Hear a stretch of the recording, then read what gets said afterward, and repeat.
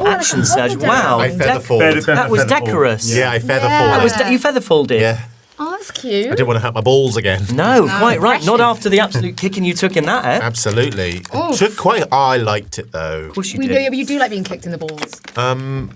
You're an emotional masochist as a D&D player. Yeah. You love to put you love your character to be in pain and torment in some way, shape, or form.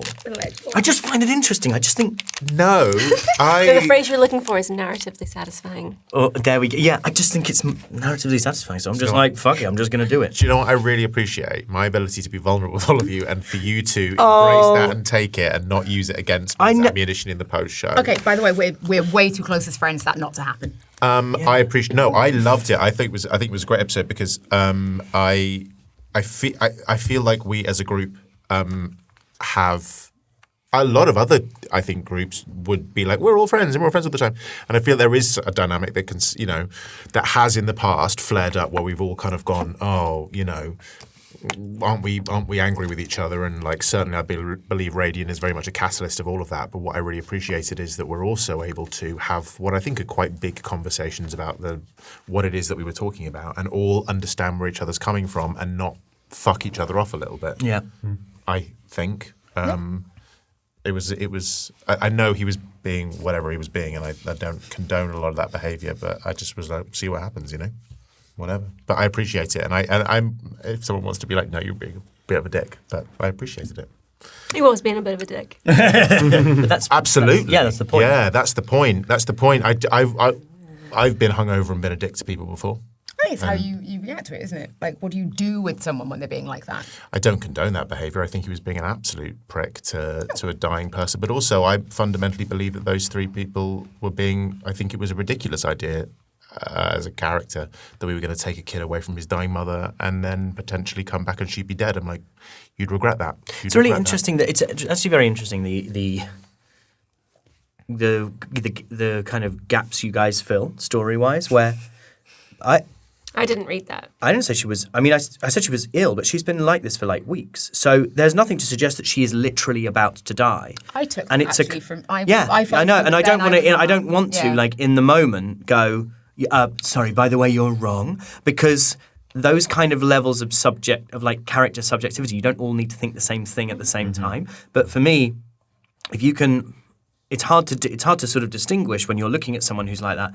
Yes, they're ill, but also do they just need like to be warmer and to have more food? They haven't had any food. So if she can have 2 or 3 days even of being ill but of eating properly, you're like, great. It's about 4 days worth of journey for him, during which you're kind of like, the issue I think that you were going to have potentially is he can't travel as fast as you. Like that was something that you didn't really think about. I did think about transforming into the elk again and popping him on. For a horse. But you can only do that for how many times? What I mean. How many times a day can you wild shape? Is it equal to your?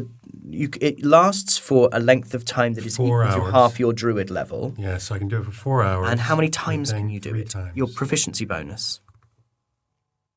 I don't know. I don't think it's attached to the proficiency bonus. I think it's just attached to level. Okay. We have a saying for this. Weirdly, it's also they say it in Scrubs of all things. And I've said it to you before. When you hear hooves, you think horses, not zebra. Mm-hmm. When you need an animal that can move quickly, you think horse, not elk. Or fat-legged, short-back pony. Yeah, short-back pony. That's hot. That's hot. That was quite hot. Lil Radian. Little Radian. He was a nice little boy.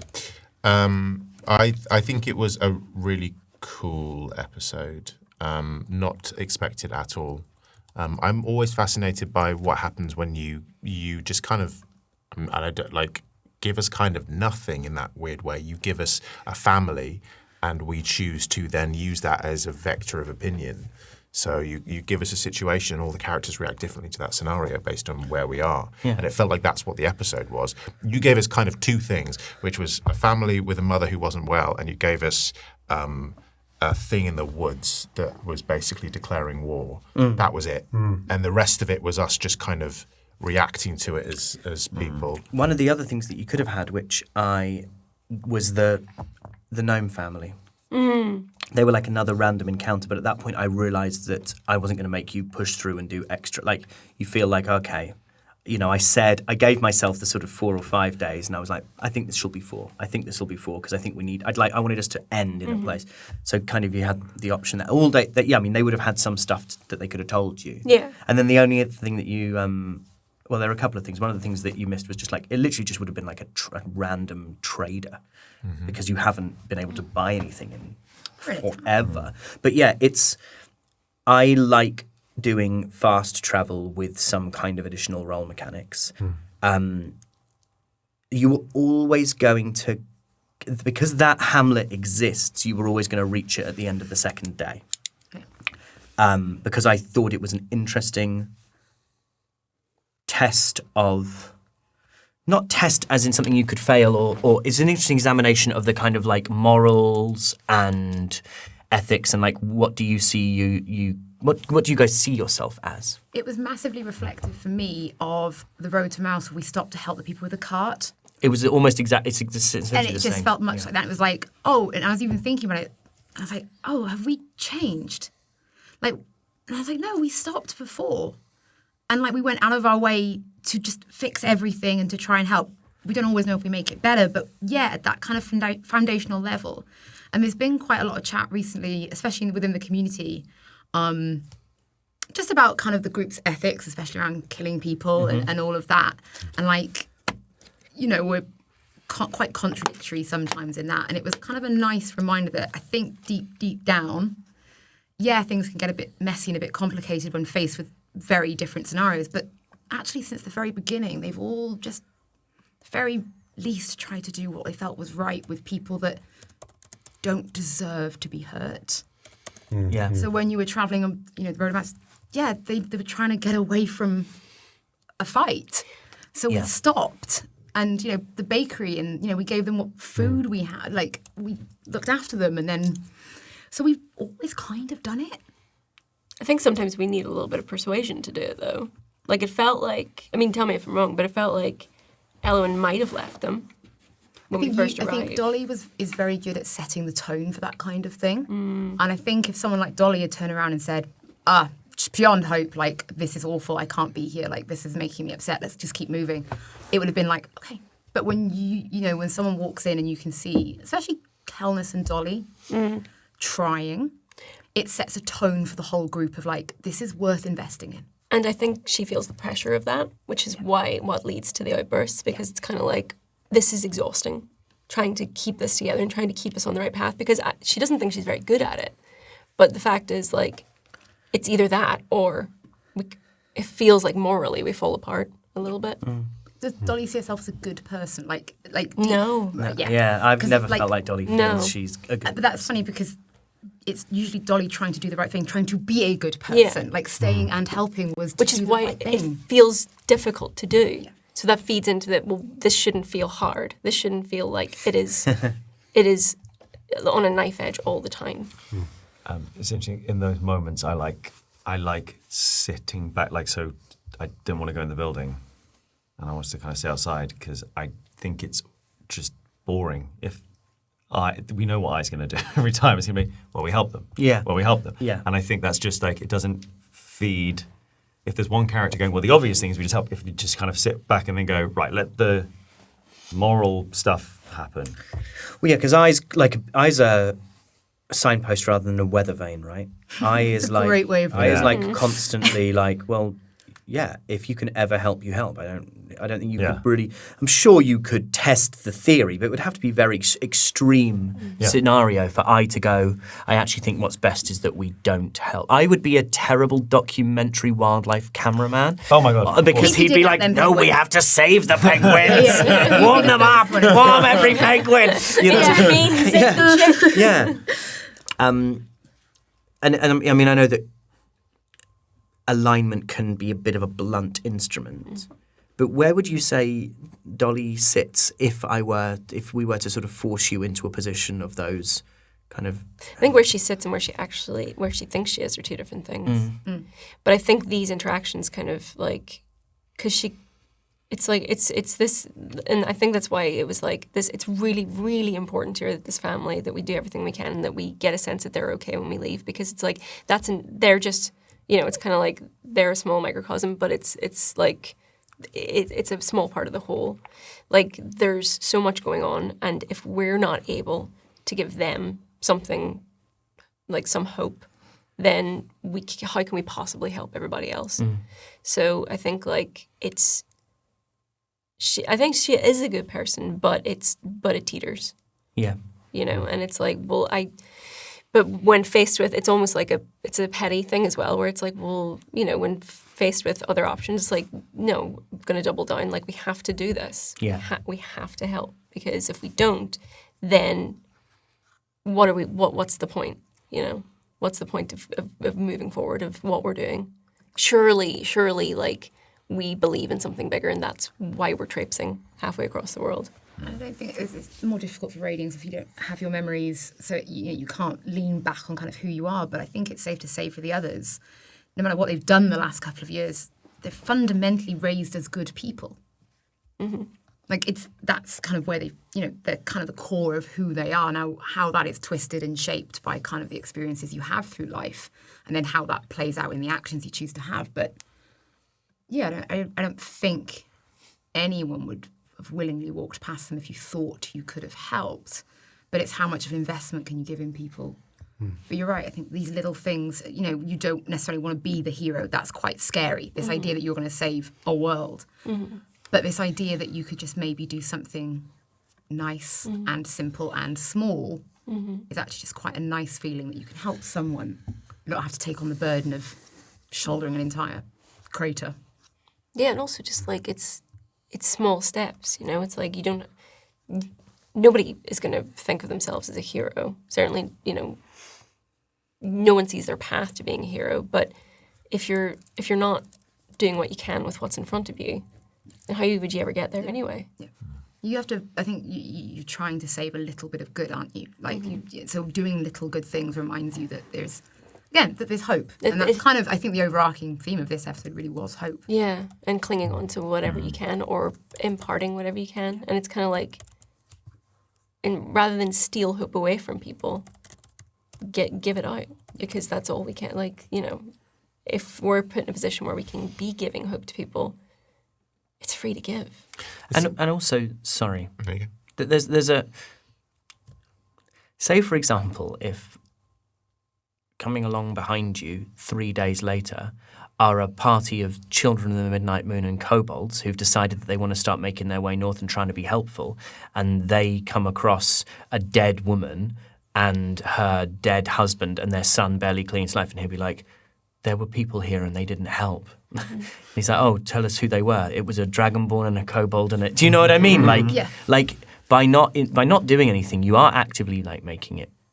You are making it worse. Do you know what I mean? Like, you would have made a choice to have left. You would have made, yes. If you'd never gone to there will be many people who've been in houses every like kind of street you walk down in Barun. There will be people who might have needed your help, but you didn't know about them. The gods are dead. The world is in peril. If we're not trying to help, then it's as good as giving up. I think, in Dolly's opinion.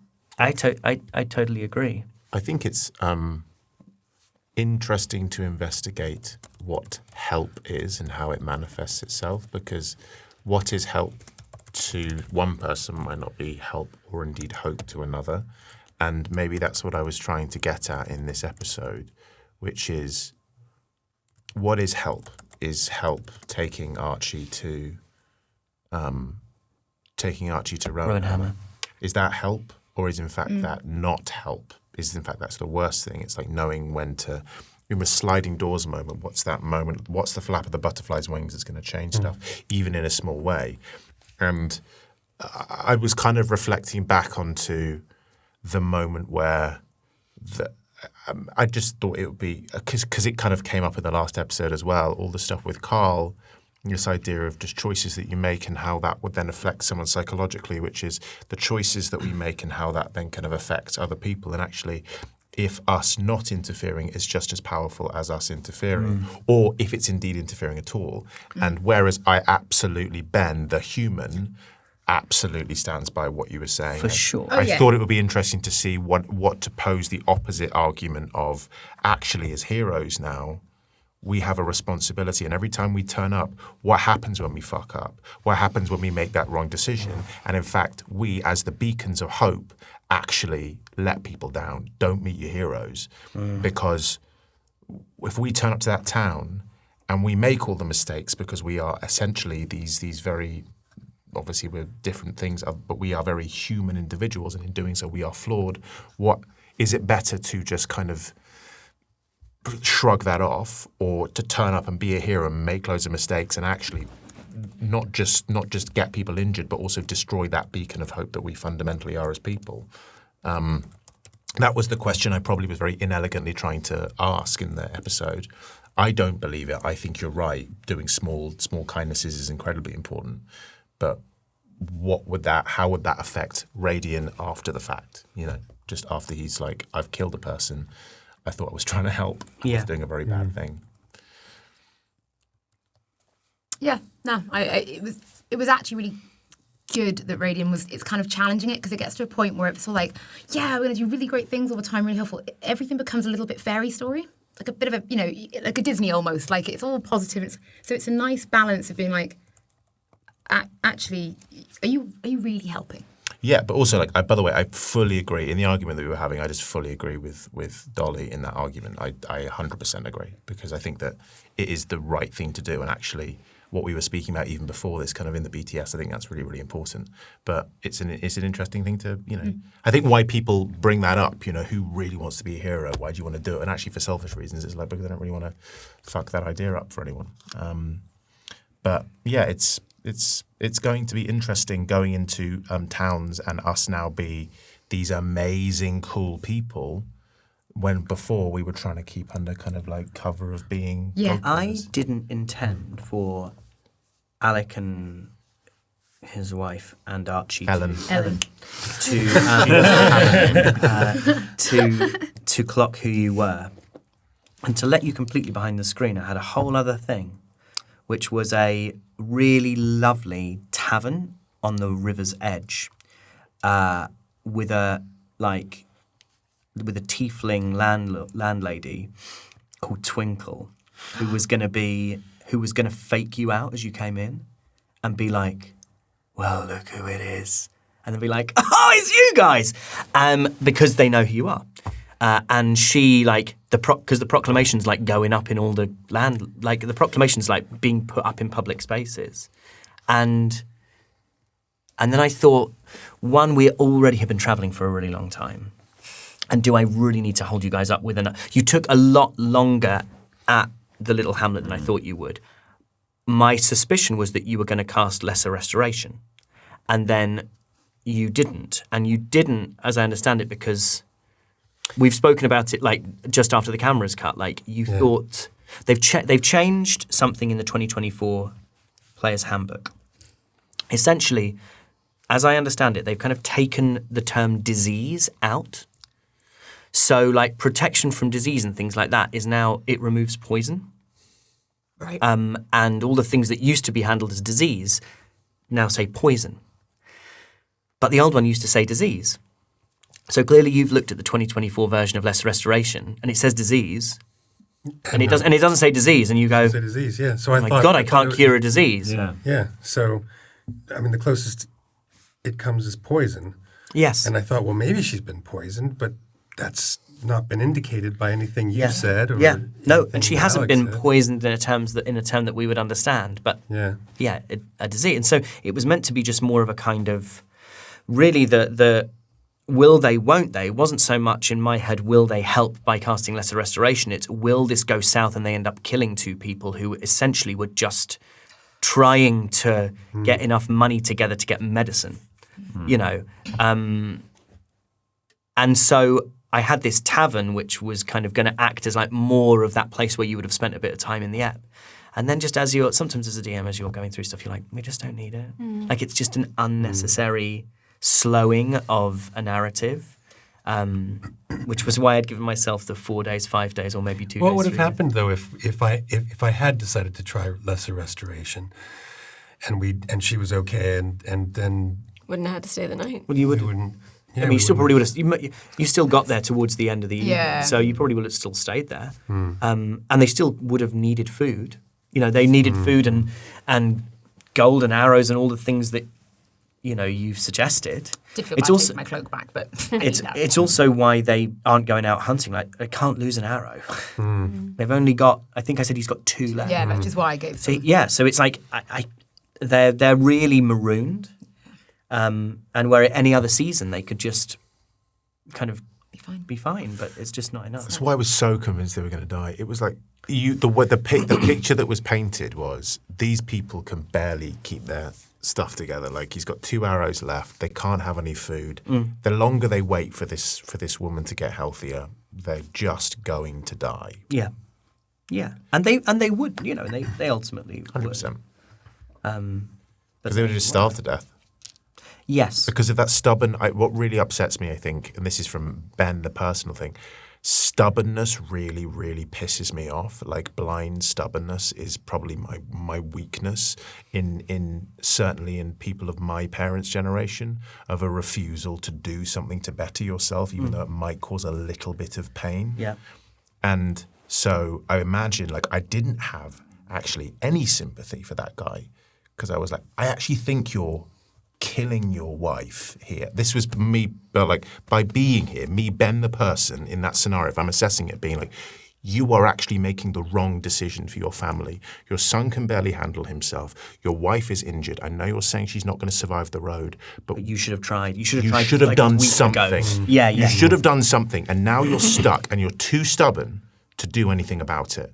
And so that's why I didn't really have that much of a problem fronting up to him about it, because the self-insert of it was like, go on, you are responsible for the death of your wife, because you are responsible for your family here. And again, this is me bringing Ben shit to the party. Yeah. But fucking do something. It's interesting because I think Archie kind of said something to do with it when he was walking back with Kel. I think he said something like, you just don't think it's going to be you. You're just like, you're like living and like everything's fine. And of course everything's fine because it's you. And then suddenly you go, I'm in trouble that I can't get out of.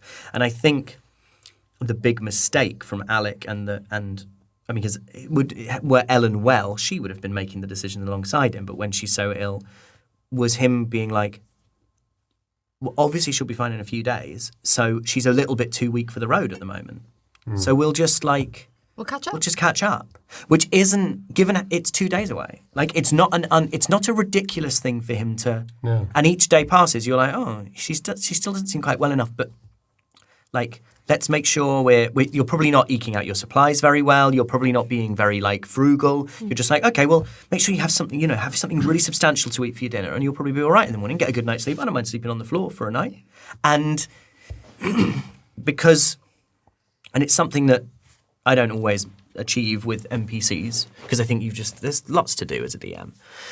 But like, if occasionally you can kind of point out that these people, they all think they're going to be fine. Like, no one's intentionally doing anything stupid. And I think in that very sort of human way, you go, but why would I have assumed she was dying? Like, she's never been dying before. Yeah. Like, It happens in real life, obviously, as well. I mean, it just reminds me of that poor kid. I think his name was Chris McCandless. Oh yeah. Who died in a broken down bus in the Alaskan wilderness. He went out there to learn how to survive on his own. is there a film about it with Emil Hirsch? Yeah. Yeah. He ended up starving to death, and he kept thinking, I just need to catch those fish and then I'll be okay. Yeah. Oh, I just need to gather those berries and until he got to a point where he couldn't. Yeah. It's a series Couldn't of save quite himself. easily avoidable mistakes. Yes, Yeah. and it snowballs, right? Yeah. And it is a little bit like when you went up onto the ridge, and it was like when I said then, it's more like, when you see a polar bear, and it's like, if the polar bear doesn't get a seal on this one, it probably doesn't have the energy to try again. And it's that they've realised too late that they are in terrible, terrible trouble. Like micro mistakes, which Yes. are so tiny that you don't think about them, and then actually you don't realise that your options are being limited more and more and more. Totally. And more. Yeah. And You're approaching like a singularity, like an event and horizon. It's really, again, it's very easy and arrogant to come in and say you fucked up, but it is that small thing of they are backed into a corner, they can't do anything because he's gone, well, wait another day, it'll get better, but he's at the whim of his wife's illness. And in doing so, he's kind of been backed into this corner where he literally can't do anything. The excuse is, I can't take my wife there. But I think that is also a symptom of just society in general, where you have individuals who are completely helpless because of the socio-economic scenario that they find themselves in, where they just can't. They don't have any money. They're not rich. In fact, their entire livelihood, and actually, this is really awful, the government, the Council of Baroon, kind of go fuck yourselves a little bit, said destroy everything. And that pisses me off a lot. I'm really glad you pick up on this because I've interrupted you. No, but it's them saying, for the safety of all things, just in case, destroy everything. So they basically went, cut my leg off then. Yeah. Because you know what the enemy could do with you if you have two legs. They could make you fight for the enemy. So if you cut off one of your legs, you're useless to be recruited for the enemy. It's kind of that. And I really, so often when there are like things that are in fantasy settings, they're in like lands that are used to war and they're prepared for war and they're on a war footing all the time. And yes, there's a guard, but a guard is like a police force because there's a professional army and there are regiments of army and people go through military training and there's academies and there's like a whole kind of aristocracy that's built up around kind of the military stuff and there's military theorizing and there's military historians and everyone's like aware of the great battles that were fought. This doesn't exist here. And so a government has never had to say, what do we do when there's a war? So they're fallible. Like everyone here is fallible. Like the gods were fallible and the antique were fallible. Everyone here is making it up as they go along. And I'm really glad you pick up on the Council of Equals making a bad call because I think it's a fucking dreadful call, an absolutely dreadful call to say burn everything, take all the supplies and get into... That you are so deep. I can show you, in fact. Because he described the line of where the battle is, right? That's the line. Whoa. Oh, wow. So it's literally divided the world in two. So everything sort of here past the River Seam and then up to the edge of the splinters. Ponvin is a front line, Baroon is a front line, Vale is a front line, Flint, Aston, places like this. So you're like here. There's no particular reason to think that an instruction to the people on the front line is appropriate for the people 150 miles behind that line. I hope this isn't like a controversial thing to say, but I feel like when you have not known a thing, the fear of the thing can overtake your reaction. It can be quite a huge overcorrection because the possibilities are quite literally endless because you've never lived those possibilities. The closest thing that we could have in our society is the way the government reacted to COVID, for instance, which was... Quite rightly, there is a thing that we have never understood in any capacity. So all we can do is the very, very severe everything. No black and white. All black and white. All black and white. And at the time, that feels like the correct thing because we have no idea what it is that we're facing and we have no idea the potentiality of what could happen. But in doing so, it is the word draconian. Really, draconian measures are the only thing that we can possibly think of because... It doesn't matter who we leave behind in that process. And there is something so incredibly callous about that because you automatically are going to have people like this family whose circumstances don't fit into that black and white. And so... But it doesn't matter because at least I'm safe. That's the collateral of war. But it felt a little bit like that, which is this family because they weren't able, because there were extenuating circumstances, couldn't just drop everything, have everything destroyed, and then go off to a town that even isn't that well defended because a guy just went, come in. Well, again, they've never made a fortification because we're doing all these rules, but we don't have any precedent for those rules or a setup for it, and in doing so, you're just kind of going, what's the point? What's the point if you're just going to let someone walk through? Yeah. And so what would have happened in that scenario, sorry I'm getting passionate about this, about some fictional characters, but I really believe in it, which is we want people to get passionate. That woman could have died because of some draconian measures that were put in place that these people are just going to let people walk in anyway. So we destroyed all that shit and we're just going to let some random people say, oh, we don't have masks, we're just going to walk into the town. Yeah. It's fucking insane. Yeah. And we actually do have masks. And you we do. Yeah, you do. He said, Now, if you had he put said those you're on, not that would have he said been- you're not wearing masks, are Yeah, you? yeah. Which is Wasn't like, well, lying. yeah. Do you have masks? Took 'em I off. probably would have like, yes. Yeah.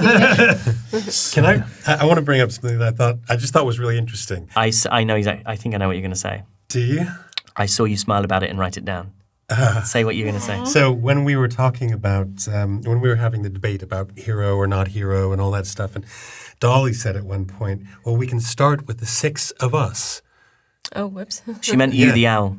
Yes, She I meant meant you, the Oh, owl. did you? Oh! No, I didn't. No, she didn't, but I had that ready in the chamber as an owl. I just thought it was really interesting because my mind immediately went, well, obviously it's a mistake because there's only 5 of us.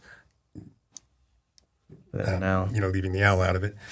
But then I thought, in some ways it's kind of an interesting mistake because there are 6 of us. Yeah. So in my mind, there was a little crossover between the heroes of the story and yeah. the heroes And the of, heroes of our YouTube channel.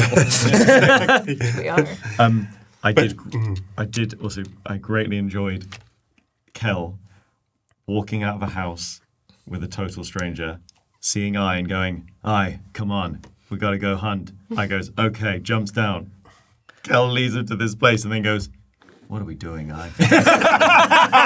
And I's like, "I don't know." It's like lots of people got assigned the wrong tasks, wasn't it? Like, it probably should have been Elowen and I that went hunting and then left Cal Should have been cooking. Cal It was for like, picking yeah. bread. Yeah, that bread. I mean, the presentation though, just a delightful presentation. It's a looks shame. like I was gutted that I'd forgotten that you weren't in the room because I think like there are things that like Dolly. I don't think Dolly thinks she's very good at taking care of people. No. But she's much better than she gives herself credit for. And it's such a shame that she missed the point entirely. These people don't care if there's salt in the bread. Like, they're dying. They don't care if there's salt in the bread. But, were there a... It's a little bit of dehydration. Yeah. Really. Yeah, true. But were there, like, so, were this the animated thing, you'd have like a shot of Dolly being like, salt in the fucking bread, there's no salt in it. And then it's them just being like, oh my God, this is literally giving us life. And I think it's a kind of, maybe even if I can push it to a point where it might break, like, it's a little microcosm of the impact you guys think you're having in the world. Like, you're holding yourselves to weird standards, like very weird standards. The fact that there is so much resistance to the idea that maybe it's a good thing to just go, hey, we might be needed and we'll help. There's like a lot of complex reactions to that. But you guys are going around helping. It's almost like when Parvis said to you, I don't think you realise all the things you've achieved and yet you're still angry at each other. Like, you guys are... There have been things that you have made worse because you are people. But thanks to you, Grawnoth spoke to Trusk, even that. Thanks to you, people know about Barabask. Thanks to you, themselves closed a portal to thanks to you, and thanks to you the god of death has not been able to bring forth an army onto the mortal plane, and thanks to you an entire population is not being controlled by a drug lord, and thanks to you the people of Mouse and the surrounding villages and that entire area of the land didn't fall under the control of the Gloam, but you're all like, God, we just don't help.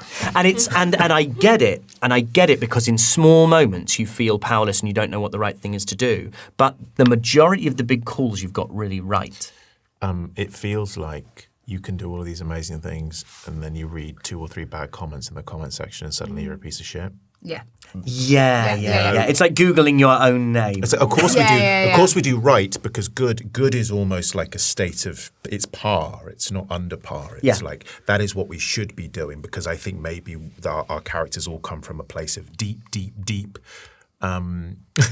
I don't know, conflict in some way. We worked for a criminal organisation and clearly the backstory is all of us did awful things for that criminal organisation. So in fact, to even remotely overcorrect, you have to do amazing things. As soon as we do bad stuff, we're like, well, of course we are. Because that's who we are. We're pieces We're of pieces shit. The only reason we're in this scenario to be here is in the first place is because we're pieces of shit. Yeah. Because we are a part of the web. Fundamentally, our origin story is I've either been made to feel like we're pieces of shit by our parents or the people who are our custodians, or we forced ourselves to do that, or we fundamentally done horrible, horrible things in order to be there. Yeah. The only reason we've been pieced together is because of the awful things that we've done. So Yeah. how can we be good people? Yeah.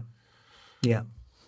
And I get it. And it's interesting. It's going to be interesting to see what you guys do, and the reaction, not always necessarily, but at times will be like, thank you. Thank you for being who you are. Because like you say, you guys aren't in the proclamation. It doesn't even mention you, but you were named by Barabbas as the people who were responsible for the death of the gods. We're TikTok famous. You're TikTok famous, for sure. The money is. And so, you know, yes, you're not in the proclamation, but people would have been talking about you. And in the same way that word circulates... Oh, is that to remind me to take the Yeah, minis with me? yeah. Yeah, thank you. Doug set an alarm so I wouldn't forget the That's very minis sweet. for MCM. Also very sweet that you thought we'd get this done in under 30 minutes. No, I said it yesterday. Oh, did you? Yeah, Oh. Yeah. I forgot I'd said it. But it is a good reminder that we probably do need to. No, we're okay for another sort of 5-10 or so. You lucky people. You lucky people. You can also now check whether or not there are any edits, because it should be 5-10 or so until we finish. But you know, your names would have been circulated and people would have been talking about you. And yes, that's the official proclamation, but there also would have been things that have gone out where it's like, I imagine there are various versions of this. There's the version for people who can read, and then there is the version of like heralds and town criers who are like this, and they go, and what about this? And they go, oh no, don't worry about that. And what about this? No, don't worry about that. What about this? You do need to worry about that. Well, and then there's the opposite propaganda, as it were, on the other side as well. Yeah, so you can imagine your relationship really will have calcified across the way. But yeah, it's an interesting sort of, and we are about to Yeah.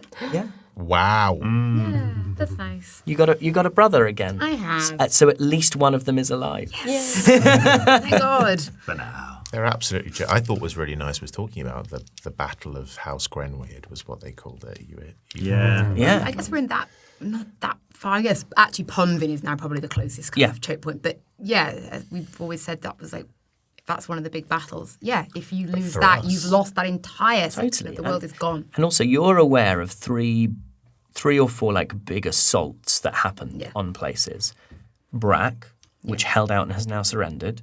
Lode, which fell. Escalond, which fell. You've now found out that Coressian also is gone. So they got 4 out of the 5 places they were aiming for. The only place they didn't get is Mouse. God killers. And you go, and the response is, well, and why is that? And you go, well, there was this gang of people who like turned up with the Grenweird family.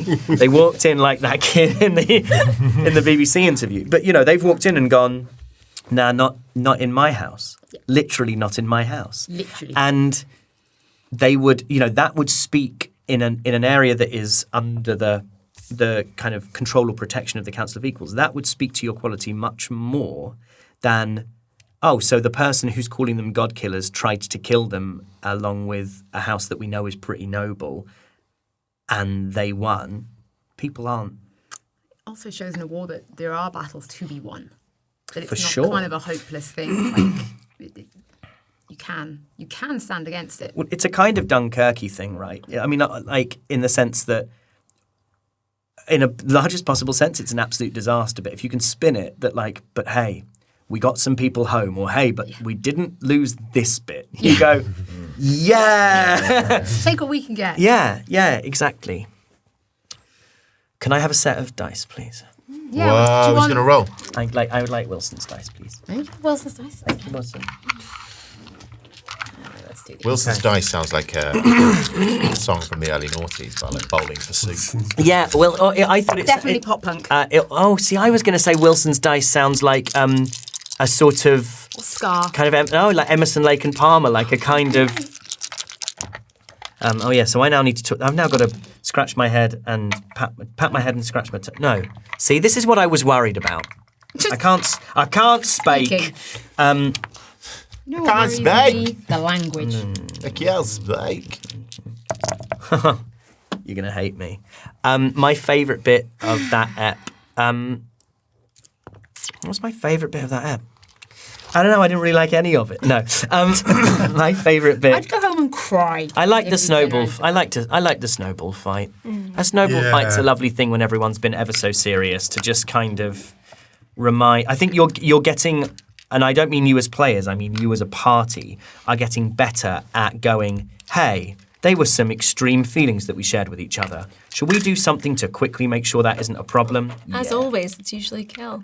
That is. It is usually Cal. It is usually Cal. I think that's our friendship a little bit as well, which is we have some really serious and deep conversations between us, and then it's very quick to switch back to levity to just. Yeah. I think we just do that anyway, and I think it's these last 2 episodes especially been really nice for that. Like some really heavy stuff, and then just some real.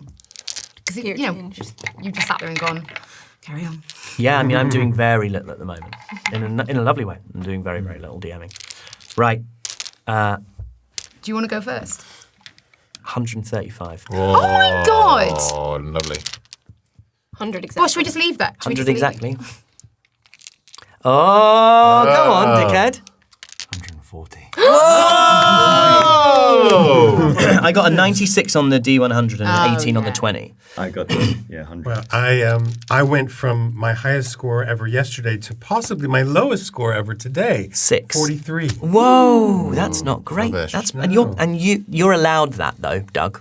You're allowed that. Allowed a low score. Yeah, of course. You've got to give yourself permission to get a low score from time to I time. mean, at least I've got the 2 extremes. I usually sit somewhere around the 80, 90 Yeah, kind of area. great grouping normally, but every now and then everyone has a bad day. I'm fine, 81. 81, 85. Boring. 5. So I looked down and I saw the 00, and next to it I saw the D8, and I was like, that was on like I think it was a 6.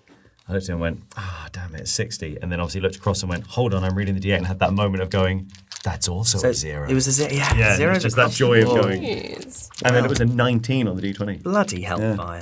Well, thank you very much for joining us, everybody. We are going to prep for MCM. We are, yes. You will have seen us I'm- by then. I'm going home. I don't normally, but I am going home. No, we're MCM's kind of all ready to go. It's just all ready to load up the van and see you kids there. And just all I need to do is write the show. Oh, yeah. Thank you very much for joining us, everybody. We'll see you very soon for more adventures in the world of Reliquia for the women. Do you dream